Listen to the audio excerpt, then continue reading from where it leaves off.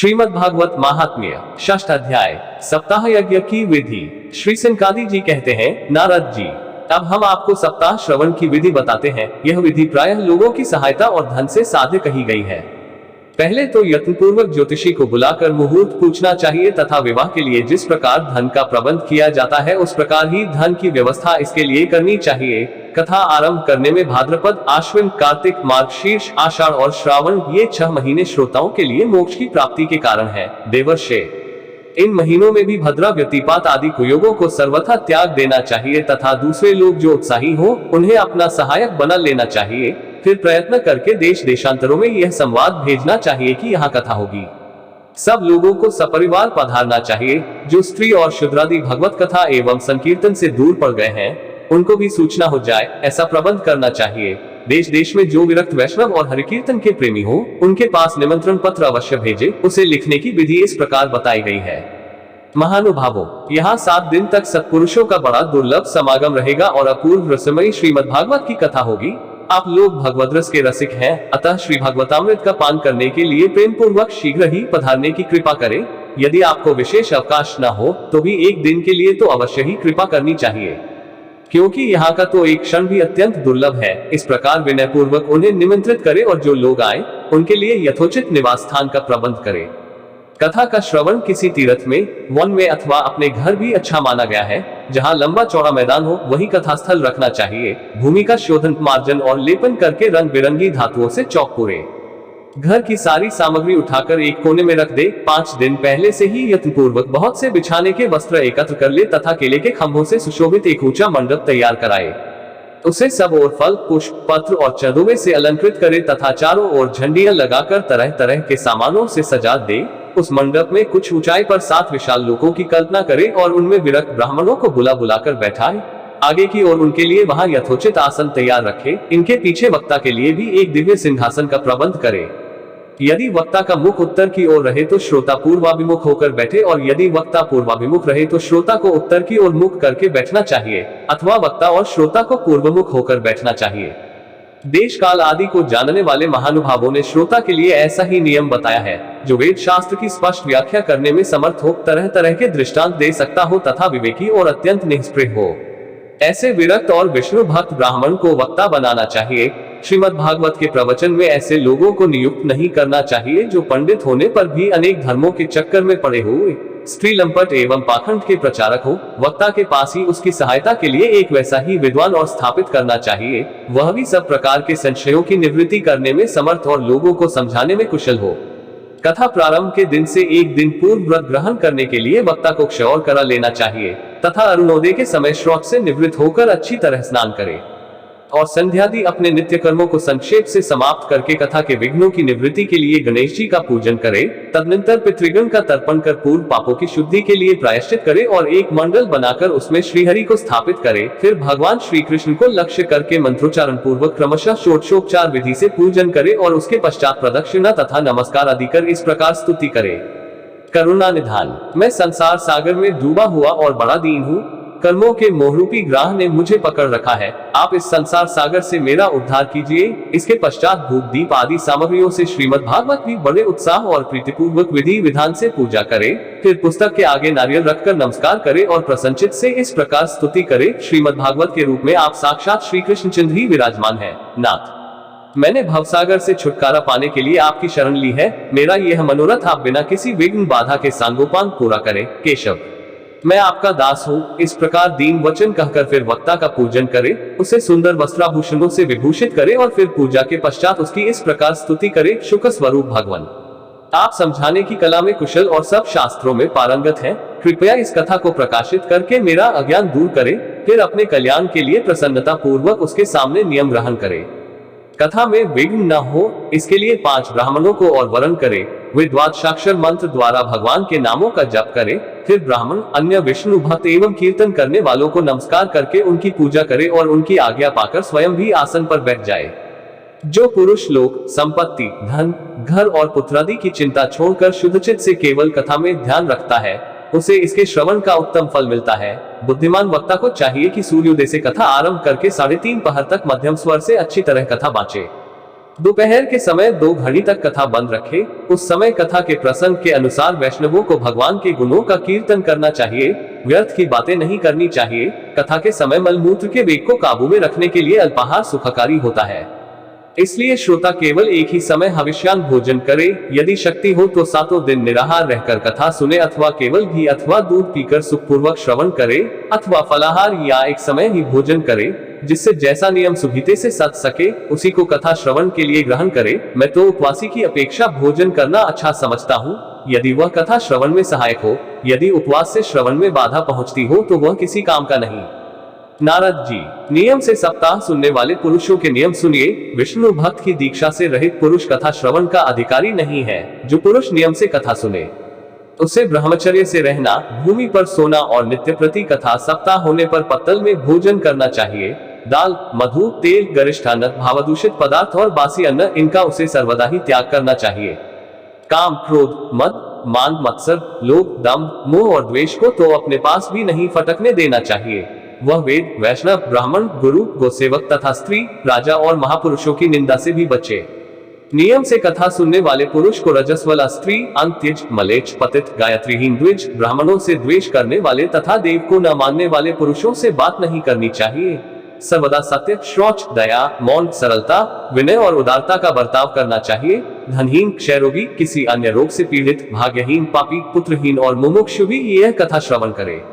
जिस स्त्री का रजोदर्शन रुक गया हो, जिसके एक ही संतान होकर रह गई हो, जो बांझ हो, जिसकी संतान होकर मर जाती हो अथवा जिसका गर्भ गिर जाता हो, वह यत्नपूर्वक इस कथा को सुने। ये सब यदि विधिवत कथा सुने तो इन्हें अक्षय फल की प्राप्ति हो सकती है। यह अत्युत्तम दिव्य कथा करोड़ों यज्ञों का फल देने वाली है। इस प्रकार इस व्रत की विधियों का पालन करके फिर उद्यापन करें। जिन्हें इसके विशेष फल की इच्छा हो वे जन्माष्टमी व्रत के समान ही इस कथा व्रत का उद्यापन करें, किंतु जो भगवान के अकिंचन भक्त हैं, उनके लिए उद्यापन का कोई आग्रह नहीं है। वे श्रवण से ही पवित्र हैं, क्योंकि वे तो निष्काम भगवत भक्त हैं। इस प्रकार जब सप्ताह यज्ञ समाप्त हो जाए तब श्रोताओं को अत्यंत भक्तिपूर्वक पुस्तक और वक्ता की पूजा करनी चाहिए। फिर वक्ता श्रोताओं को प्रसाद, तुलसी और प्रसादी मालाएं दे तथा सब लोग मृदंग और झांझ की मनोहर ध्वनि से सुंदर कीर्तन करें, जय जयकार, नमस्कार और शंख ध्वनि का घोष कराए तथा ब्राह्मण और याचकों को धन और अन्न दे। श्रोता विरक्त हो तो कर्म की शांति के लिए दूसरे दिन गीता पाठ करे।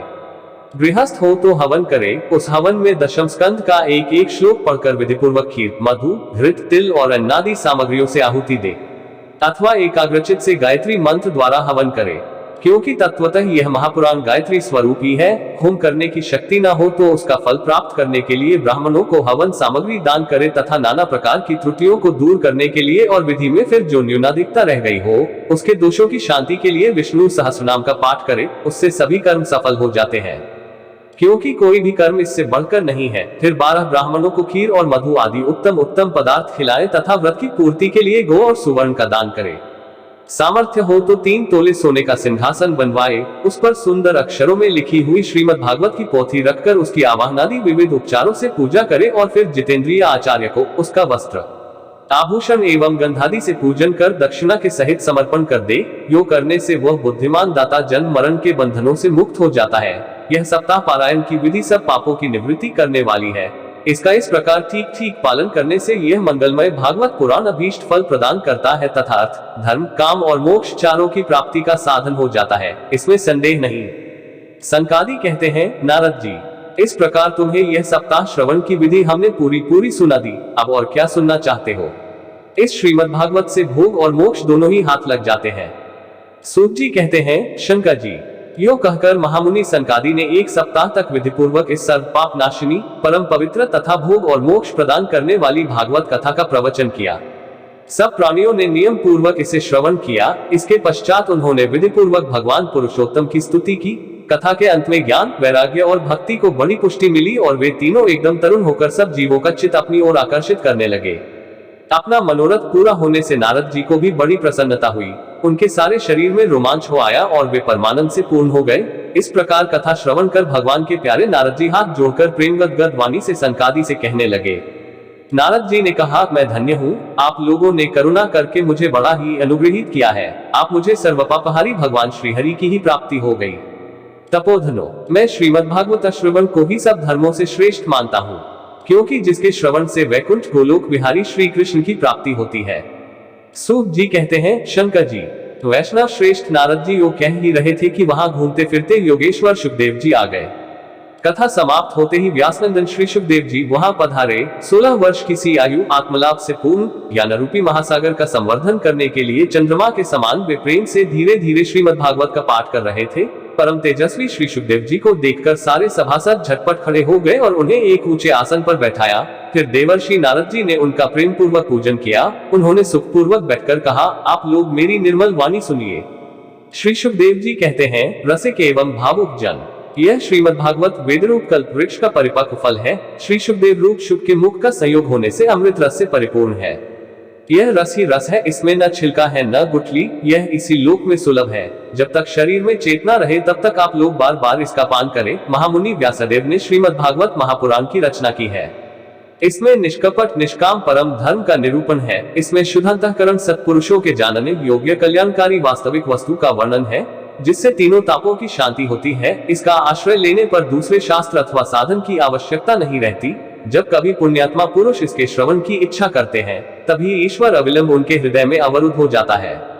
यह भागवत पुराणों का तिलक और वैष्णवों का धन है। इसमें परमहंसों के प्राप्य विशुद्ध ज्ञान का ही वर्णन किया गया है तथा ज्ञान, वैराग्य और भक्ति के सहित निवृत्ति मार्ग को प्रकाशित किया गया है। जो पुरुष भक्ति पूर्वक इसके श्रवण, पठन और मनन में तत्पर रहता है, वह मुक्त हो जाता है। यह रस स्वर्गलोक, सत्यलोक, कैलाश और वैकुंठ में भी नहीं है। इसलिए भाग्यवान श्रोताओं, तुम इसका खूब पान करो, इसे कभी मत छोड़ो। सूत जी कहते हैं, श्री सुखदेव जी इस प्रकार कह ही रहे थे कि उस सभा के बीचों बीच प्रहलाद, बलि, उद्धव और अर्जुन आदि पार्षदों के सहित साक्षात श्रीहरि प्रकट हो गए। तब देवर्षि नारद ने भगवान और उनके भक्तों की यथोचित पूजा की। भगवान को प्रसन्न देखकर देवर्षि ने उन्हें एक विशाल सिंहासन पर बैठा दिया और सब लोग उनके सामने संकीर्तन करने लगे। उस कीर्तन को देखने के लिए श्री पार्वती जी के सहित महादेव जी और ब्रह्मा जी भी आए। कीर्तन आरंभ हुआ। प्रहलाद जी तो चंचल गति फुर्तीले होने के कारण करताल बजाने लगे। उद्धव जी ने झांझे उठा ली। देवर्षि नारद वीणा की ध्वनि करने लगे। स्वर विज्ञान गान विद्या में कुशल होने के कारण अर्जुन राग अलापने लगे। इंद्र ने मृदंग बजाना आरंभ किया। सनकादि बीच बीच में जयघोष करने लगे और इन सब के आगे सुखदेव जी तरह तरह की सरस अंगभंगी करके भाव बताने लगे। इन सब के बीच में परम तेजस्वी भक्ति, ज्ञान और वैराग्य नटों के समान नाचने लगे। ऐसा अलौकिक कीर्तन देखकर भगवान प्रसन्न हो गए और इस प्रकार कहने लगे, मैं तुम्हारी इस कथा और कीर्तन से बहुत प्रसन्न हूँ। तुम्हारे भक्तिभाव ने इस समय मुझे अपने वश में कर लिया है, अतः तुम लोग मुझसे वर मांगो। भगवान के ये वचन सुनकर सब लोग बड़े प्रसन्न हुए और प्रेमार्द्रचित से भगवान से कहने लगे, भगवान, हमारी यह अभिलाषा है कि भविष्य में भी जहाँ कहीं सप्ताह कथा हो, वहाँ आप इन पार्षदों के सहित अवश्य पधारे। हमारा यह मनोरथ पूर्ण कर दीजिए। भगवान तथास्तु कहकर अंतर्धान हो गए। इसके पश्चात नारद जी ने भगवान तथा उनके पार्षदों के चरणों को लक्ष्य करके प्रणाम किया और फिर सुखदेव जी आदि तपस्वियों को भी नमस्कार किया। कथामृत का पान करने से सब लोगों को बड़ा ही आनंद हुआ। उनका सारा मोह नष्ट हो गया। फिर वे सब लोग अपने अपने स्थानों को चले गए। उस समय सुखदेव जी ने भक्ति को उसके पुत्रों सहित अपने शास्त्र में स्थापित कर दिया। इसी से भागवत का सेवन करने से श्रीहरि वैष्णवों के हृदय में आ विराजते हैं। जो लोग दरिद्रता के खज्वर की ज्वाला से दग्ध हो रहे हैं, जिन्हें माया पिशाची ने रौंद डाला है तथा जो संसार समुद्र में डूब रहे हैं, उनका कल्याण करने के लिए श्रीमद् भागवत सिंहनाद कर रहा है। शंकर जी ने पूछा, सूत जी, सुखदेव जी ने राजा परीक्षित को, गोकर्ण ने धुंधकारी को और सनकादि ने नारद जी को किस किस समय यह ग्रंथ सुनाया था? मेरा यह संशय दूर कीजिए। सूत जी ने कहा, भगवान श्री कृष्ण के स्वधामगमन के बाद कलियुग के 30 वर्ष से कुछ अधिक बीत जाने पर भाद्रपद मास की शुक्ला नवमी को सुखदेव जी ने कथा आरंभ की थी। राजा परीक्षित के कथा सुनने के बाद कलियुग के 200 वर्ष बीत जाने पर आषाढ़ मास की शुक्ला नवमी को गोकर्ण जी ने यह कथा सुनाई थी। इसके पीछे कलियुग के 30 वर्ष और निकल जाने पर कार्तिक शुक्ला नवमी से सनकादि ने कथा आरंभ की थी। निष्पाप शंकर जी, आपने जो कुछ पूछा था उसका उत्तर मैंने आपको दे दिया। इस कलियुग में भागवत की कथा भवरोग की रामबाण औषध है। संत जन, आप लोग आदर पूर्वक इस कथामृत का पान कीजिए। यह श्री कृष्ण को अत्यंत प्रिय, संपूर्ण पापों का नाश करने वाला, मुक्ति का एकमात्र कारण और भक्ति को बढ़ाने वाला है। लोक में अन्य कल्याणकारी साधनों का विचार करने और तीर्थों का सेवन करने से क्या होगा? अपने दूध को हाथ में पाश लिए देखकर यमराज उसके कान में कहते हैं, देखो, जो भगवान की कथा वार्ता में मत हो रहे हो, उनसे दूर रहना। मैं औरों को ही दंड देने की शक्ति रखता हूँ, वैष्णवों को नहीं। इस असार संसार में विषय रूप विष की आसक्ति के कारण व्याकुल बुद्धि वाले पुरुषों, अपने कल्याण के उद्देश्य से आधे क्षण के लिए भी इस शुभ कथा रूप अनुपम सुधा का पान करो। प्यारे भाइयों, निंदित कथाओं से युक्त कुपथ में व्यर्थ ही क्यों भटक रहे हो। इस कथा के कान में प्रवेश करते ही मुक्ति हो जाती है। इस बात के साक्षी राजा परीक्षित हैं। श्री सुखदेव जी ने प्रेम रस के प्रवाह में स्थित होकर इस कथा को कहा था। इसका जिसके कंठ से संबंध हो जाता है वह वैकुंठ का स्वामी बन जाता है। शौनक जी, मैंने अनेक शास्त्रों को देखकर आपको यह परम गोप्य रहस्य अभी अभी सुनाया है। यह शास्त्रों के सिद्धांतों का यही निचोड़ है। संसार में इस शुभ शास्त्र से अधिक पवित्र और कोई वस्तु नहीं है। अतः आप लोग परमानंद की प्राप्ति के लिए इस द्वादश स्कंध रूप रस का पान करें। जो पुरुष नियम पूर्वक इस कथा का भक्तिभाव से श्रवण करता है और जो शुद्ध अंतःकरण भगवत भक्तों के सामने इसे सुनाता हूँ, वे दोनों ही विधि का पूरा पालन करने के कारण इसका यथार्थ फल पाते हैं। उनके लिए त्रिलोकी में कुछ भी असाध्य नहीं रह जाता।